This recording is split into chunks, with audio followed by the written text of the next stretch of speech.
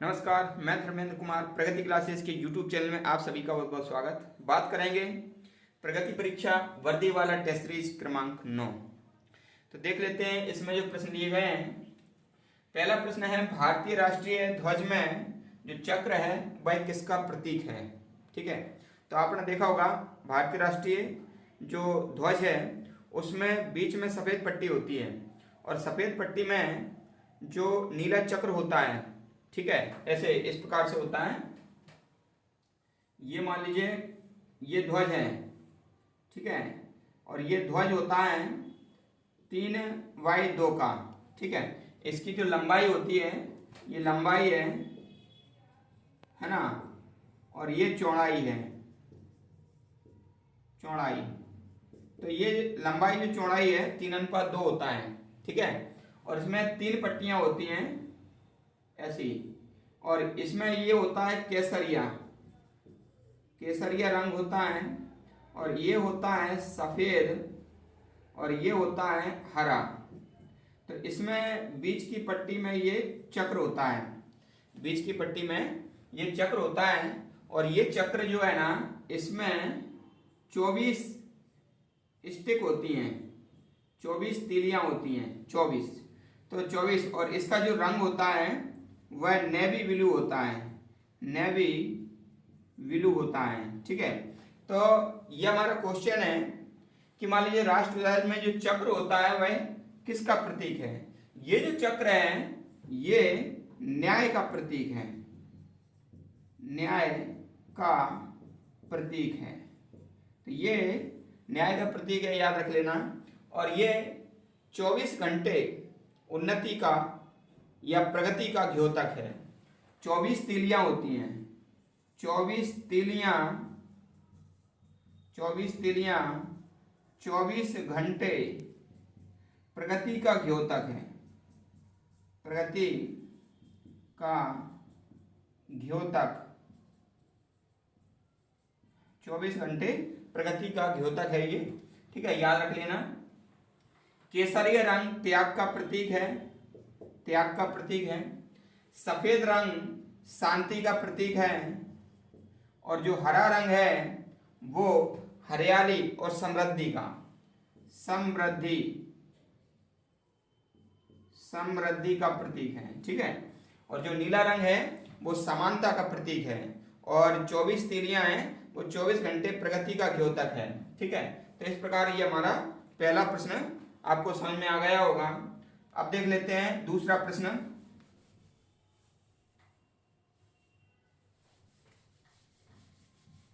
देखो, केंद्र में द्वैध शासन किस एक्ट द्वारा स्थापित हुआ था।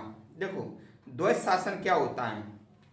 तो द्वैध शासन ये होता है, एक तो आरक्षित विषय होते हैं इसमें, आरक्षित विषय, और दूसरे होते हैं हस्तांतरित विषय, हस्तांतरित, ये विषय होते हैं। ठीक है, तो विषय एक होते हैं आरक्षित विषय और एक होते हैं हस्तांतरित विषय। ठीक है, तो केंद्र में द्वैध शासन, द्वैध शासन किस एक्ट के द्वारा।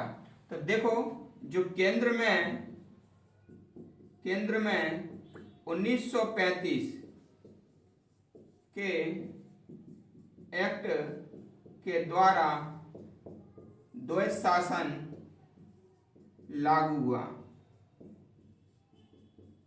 ठीक है, द्वैध शासन लागू हुआ था और राज्यों से हटा दिया गया था, राज्यों से द्वैध शासन हटाकर केंद्र में द्वैध शासन लागू कर दिया था। और अगर क्वेश्चन पूछें कि राज्य में द्वैध शासन कब लागू था, तो 1919 के एक्ट के द्वारा राज्यों में था। ठीक है ना, राज्यों में 1919 के एक्ट द्वारा द्वैध शासन था, द्वैध शासन लागू था। ठीक है, और 1935 के द्वारा केंद्र में लागू हो गया था और राज्य में उससे हटा दिया गया था। याद रख लेना दोनों ही क्वेश्चन। ठीक है, अगला देख लेते हैं। डॉक्टर भीमराव अंबेडकर की अध्यक्षता में प्रारूप समिति के अन्य कितने सदस्य थे। देखो, इस क्वेश्चन को आप लोग क्या गलत कर देंगे, क्योंकि इसको थोड़ा समझना है। समझना ये है कि जो प्रारूप समिति में 7 सदस्य थे, 7 सदस्य थे। ठीक है, अब यहां पर ये क्वेश्चन में ये बोल रहे हैं डॉक्टर बी.आर. अम्बेडकर की अध्यक्षता में प्रारूप समिति में अन्य आ गए यहाँ पर, तो अम्बेडकर साहब के अलावा। ठीक है, तो एक तो अम्बेडकर साहब थे, डॉक्टर अम्बेडकर थे एक तो, ठीक है, प्लस 6 सदस्य और थे, 6 सदस्य और थे। तो इसका सही आंसर आ जाएगा 6। अगर कुल पूछेंगे तब 7 आंसर लगाना है, नहीं तो इसका आंसर क्या आएगा, 6 आएगा। ठीक है, तो इस तरह से क्वेश्चन घुमा देते हैं जो एग्जाम पूछने वाले हैं। और आप एग्जाम का प्रेशर रहता है, एग्जाम जब देते हैं तो उसमें क्या अपन सही थोड़ा नहीं पढ़ पाते हैं। आप बिल्कुल अगर इस तरह का क्वेश्चन आता है तो ये ध्यान रखना अन्न लगा है कि नहीं, अन्न लगा है तो उसका आंसर कितना हो जाएगा, 6 हो जाएगा। और यदि कुल पूछे तो कुल में फिर 7 आ जाएगा। ठीक है, अगला प्रश्न देख लेते हैं हम। राष्ट्रगान का वादन काल कितना है, राष्ट्रगान का वादन काल कितना है। ठीक है, देखो राष्ट्रगान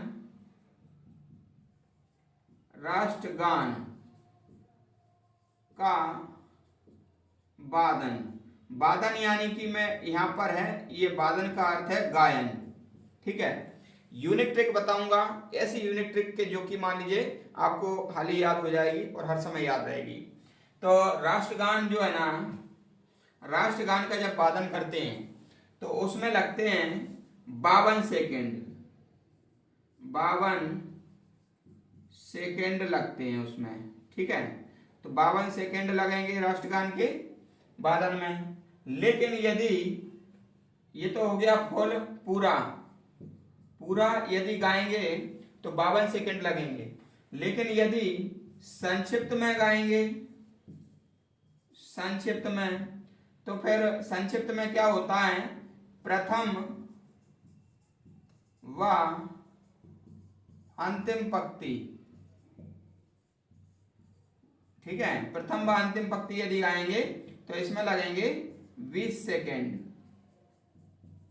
ठीक है, 20 सेकेंड लगेंगे। अब इसको याद कैसे करेंगे, तो राष्ट्रगान जब आए, राष्ट्रगान का जब गायन आए तो 52 और 20 कर लेना। ठीक है, 52 और 20 कर लेना। कैसे याद करोगे, 52 20। अब मैं आपको बता देता हूं, जैसे ये मैंने लिख दिया 52, ठीक है ना, तो अपने देश में, ठीक है ना, अपने देश में बहुत सारे जो बाबा होते हैं ना, वह 420 होते हैं। क्यों, क्योंकि वो जनता को तो देते हैं कि अध्यात्म की ओर जाओ और खुद भौतिकवाद की ओर जाते हैं, है ना। कथाओं के लाखों रुपए ले लेंगे वो, समझ रहे बात, लाखों रुपए में कथा कराएंगे और बैंक अकाउंट उनका भरा रहेगा, बड़े बड़े लग्जरी गाड़ी से आएंगे जाएंगे, बढ़िया चकाचौंध रहेगा। तो तुमको ज्ञान देने के लिए वो दूसरी बात कहेंगे क्या, ईश्वर में ध्यान लगाओ, और खुद लगाते हैं पैसे में। तो ऐसे बाबा कैसे होते हैं, ऐसे बाबा होते हैं 420। ठीक है, तो बाबा 420 होते हैं जो भौतिकवाद, खुद भौतिकवाद की ओर जाते हैं और भक्तों को कहते हैं अध्यात्म की ओर जाओ। तो ऐसे भारत में बहुत ज्यादा हैं। लेकिन कुछ ऐसे बाबा हैं जो बहुत सही हैं, जैसे प्रेमानंद जी हैं, ठीक है ना, वो अध्यात्म के बाबा हैं। उनके पास ना तो बैंक बैलेंस है, ना वो भौतिकवाद की ओर जाएंगे। वो अगर अध्यात्म की सलाह देंगे तो अध्यात्म की ओर जाएंगे। तो इस ट्रिक को समझाने का मकसद देख लो, जो बाबा हैं वो 420 होते हैं। ठीक है, तो याद रख लेना, ये 52 से याद रख लेना 52, और 420 है, इसमें से 4 हटा देना तो 20 बचेगा। तो पूरा राष्ट्रगान करने में 52 सेकंड लगेंगे और जो शॉर्ट में संक्षिप्त रूप में 20 सेकंड लगेंगे।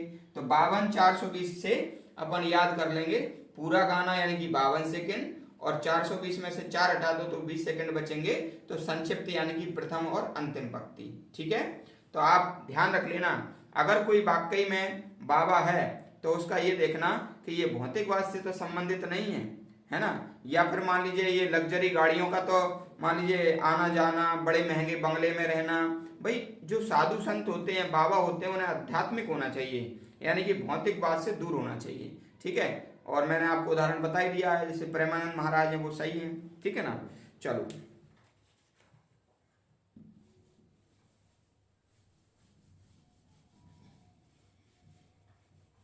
अगला प्रश्न है हमारा, राष्ट्रीय भारत का राष्ट्रीय पुष्प कौन सा है?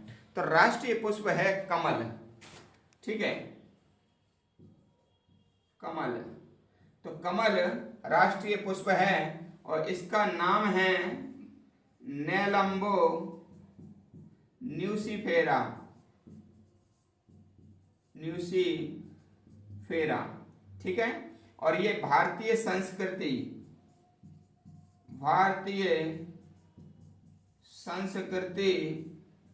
का प्रतीक है।